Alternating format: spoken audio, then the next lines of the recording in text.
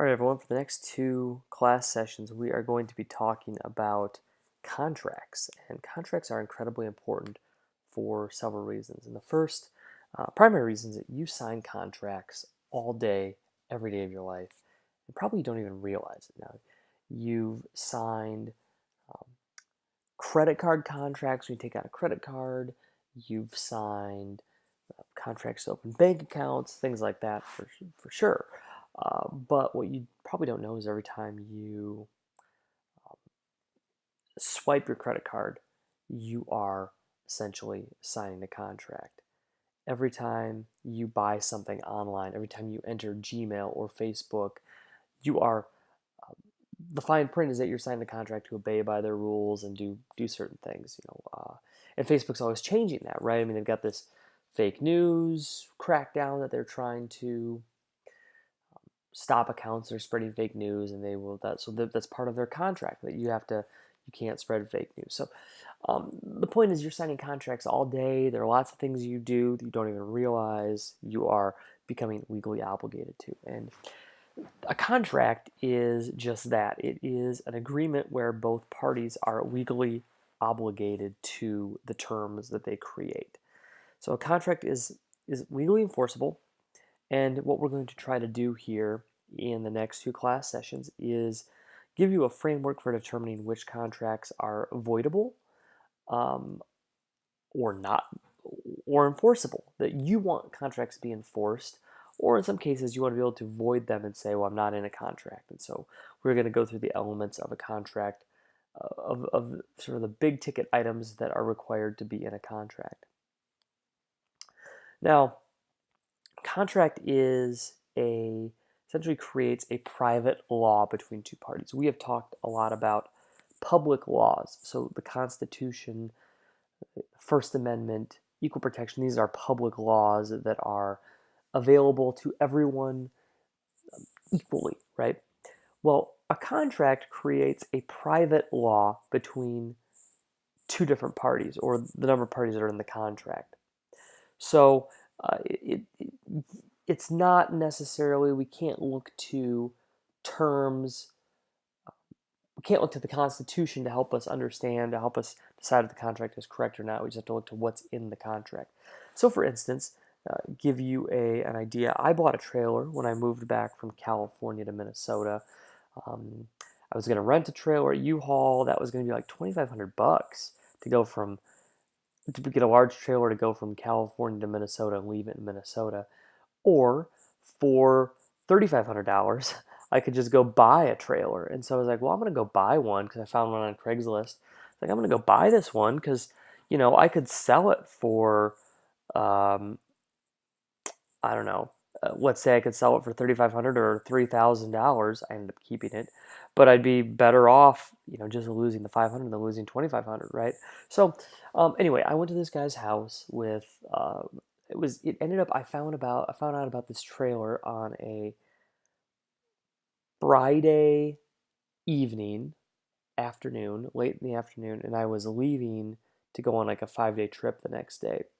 And so I went to this guy's house with, on a Friday afternoon to look at this thing, because by the time I saw the posting and everything, the banks had closed. So I brought my checkbook, because I didn't have anything else, and naturally, someone on Craigslist, as you should, um, doesn't want to take a check. And I couldn't take the trailer that day anyway. I couldn't get to a bank, and so we wrote up a contract that I was going to pay him $1,000 down payment, and he was going to hold it for me for 5 days, and I was going to come back on um, Wednesday of the following week with the remainder of the money, $2,500 in cash, right? And so, there's no constitutional law that we could look to say, yeah, you must hold it, and if he doesn't hold it, you could take the money. We had to create a private law, and so that's where a contract came into place. And so I knew he would hold it for me because I could legally enforce that contract, and he knew that I would come back for it because he could legally enforce a contract for the remainder of, always keep his money for the remainder of that money. So let's look at the elements of a contract. There are five main elements to getting to a contract. There's an agreement. Offer and acceptance must be present. Offer and acceptance.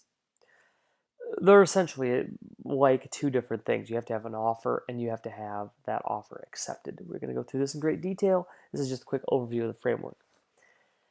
Once we conclude that there is truly an offer and that has been accepted, we have to make sure that that offer and acceptance are done voluntarily.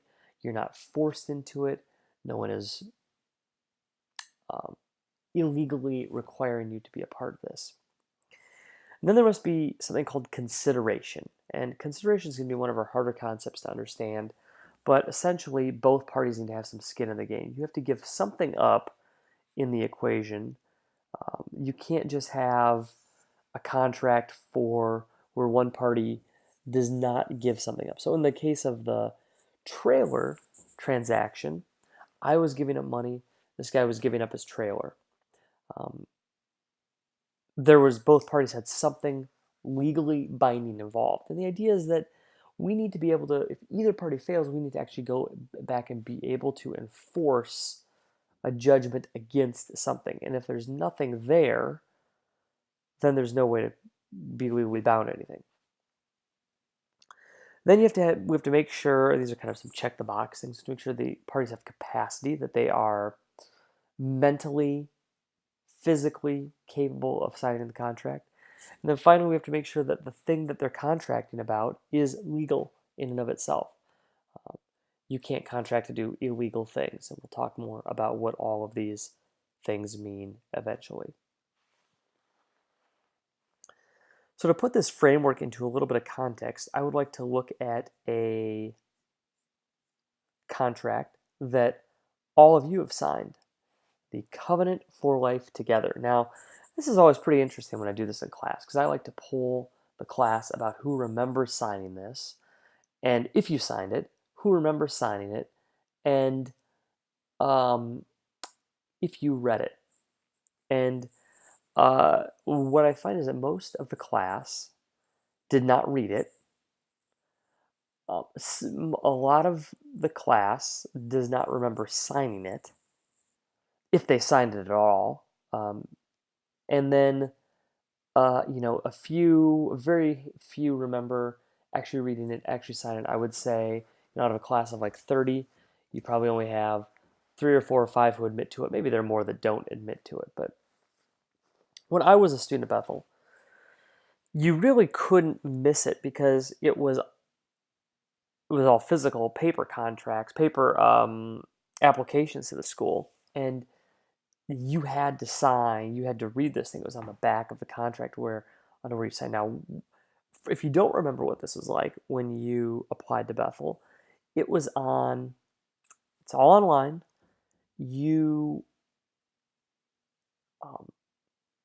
There is a link when you get down to sign your application. There is a link that is a link to the covenant and a checkbox that simply says, I acknowledge that I have read and accepted the covenant. So this is sort of like reading the Facebook terms, right? Do you, every time you update Facebook and they have new terms, do you go and read them? Probably not. And I suspect a lot of people don't. You're in that mode, right? And you just don't even do this with the covenant, that you just check the box and keep on going because we're so used to that. So we're going to look at then whether you are actually bound by the covenant. Is it a valid contract? So our first question is there an offer and acceptance? Well, now this is a little bit strange. Your application is,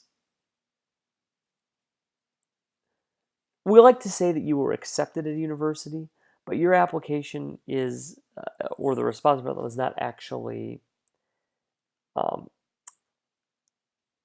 accepting you, right? It is not accepting your contract. It is essentially Bethel offering an opportunity, a contract for you to attend, and then you accept the terms that they lay out. These are the conditions. These are the scholarships. These are the financial aid package. You are not accepting. If you're accepted at 10 different schools, you're not accepting contracts at all those schools, right? Those acceptance letters are technically the offer to you. You got an offer from Bethel. So probably there's not a lot that went on here unless you never signed it and there's some glitch in the system that you somehow showed up and you've been taking classes. Probably there was a valid offer and acceptance to Bethel. But again, we're going to go into what offer and acceptance are in great detail and show you some examples of where there is not an offer or acceptance. Now, voluntary, this is sometimes interesting. My question to the class always is, did you have parents that forced you to go to Bethel? And in almost every class, I have someone who admits that they would not have come here except their parents said, this is the only place we're going to allow you to go. You only have one choice. It's Bethel or nothing else. And um, if that's the case, there's a good, at least an argument you could say you did not voluntarily choose to come to Bethel. It was chosen for you. You had no other reason.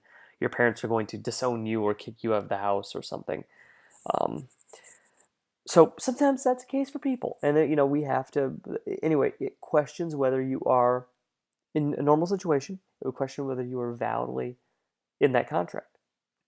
So consideration, and now I always ask this if anybody's going to Bethel for free. Um, there has to be some kind of exchange of value, right? So Bethel is giving something up. They're giving you a spot in their classrooms when they wouldn't have to. They're making resources available for everyone. So I think it's pretty clear that Bethel is doing something. They're giving some skin in the game. If you are not putting any money into this and you're not actually laying anything on the table, it's arguable that there's no skin in the game. So if for some reason you had a free ride, maybe an academic free ride, perhaps there's no consideration. If your parents are paying for you and you're not paying anything, perhaps there's no consideration because you are not paying for it and your parents aren't technically the ones who are part of this contract, right? So, um, here's an argument that if you're in that situation, perhaps you're not bound by the covenant because you're not in any kind of contract with Bethel. Capacity, this one's interesting when it comes to Bethel. We're going to talk about some different ways that capacity can come into play in contracts when we actually get to this section, probably next week. So maybe some of you have been, I would expect many of you have been downhill skiing at some point in your life. And if you remember, if you went downhill skiing in high school, if you went with friends, you had to have your parents sign some kind of authorization form for you before you went, right? There's a parental waiver. If you're under 18, you have to sign the parental waiver, have either a parent or a legal guardian. Maybe you figured this out and you had your friend's parents sign it for you or something. I don't know, but you're technically supposed to have your parent. So we don't allow you to go skiing because we say that a 17-year-old doesn't have the capacity to appreciate the dangers of skiing, so we need their parents to sign for them. We don't allow you to go skiing when you're 17, but we allow you to sign a contract with a university to commit $100,000, $150,000, $200,000 of loans and debt, financial impact to you, and commit the next 4 years of your life, and in the case of the covenant, a arguably restrictive lifestyle, right? So is that congruent? Does it make sense that you can sign you cannot go skiing, you cannot sign a contract to go downhill skiing, but you can sign a contract for all of these things that you want to do when sign all these things to go to Bethel and be a part of that community and commit this money and commit the next 4 years of your life. To me, that seems incongruent. And I suspect most of you, or many of you, signed the Bethel contract to be part of this community where were given the offer from Bethel and accepted that offer when you were still 17. Finally, is the Bethel contract legal? Well, yeah, in general, yes. it is legal for education is legal. Bethel's, the university is legal. The thing that this contract is about is generally legal, and the covenant, at this point, everything is illegal, right? So the this whole legality comes up when, if you are a meth dealer and someone rips you off, you can't go to court and say, "Hey, this guy ripped me off when I tried to sell him meth. I handed him the bag of meth, and he ran away before paying me." Right? The courts would say selling Schedule One drugs is illegal. We are not going to enforce a contract for some illegal activity. So, as it stands right now, everything that Bethel does is legal. But now there are things in the covenant that may be changing in Minnesota. Bethel is some language in the covenant talks about the use of drugs and alcohol. Okay, what if marijuana, which is legal in Minnesota for medical use? What if Minnesota goes the way of Colorado and says that marijuana is now legal in Minnesota? Can Bethel still have a contract that says you can't use marijuana off campus? I don't know. It's a good question. It arguably uh, they would be Bethel would be doing something that is, I don't know. The law has changed. I'm not sure that the contract is necessarily illegal, but the law has definitely changed, and it would put a wrinkle into the covenant.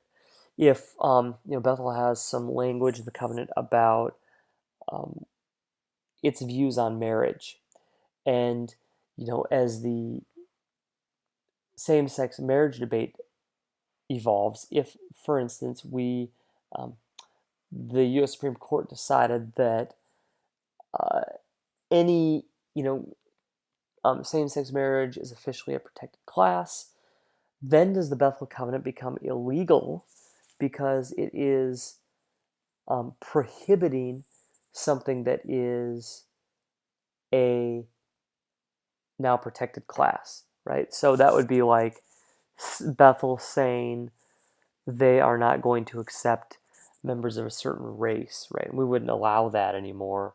Um, you wouldn't see that happening. So that could, if that law changes, then the covenant potentially becomes illegal, or at least Bethel will be asking you to sign an illegal contract, or the contract you've already signed would be illegal. It'll potentially render it void. So there are some real challenges and some interesting things here with the covenant and if it's applicable. Now, if you get all of these things, offer, acceptance, voluntary, consideration, capacity, legality, if you can pass them all, you've got a contract.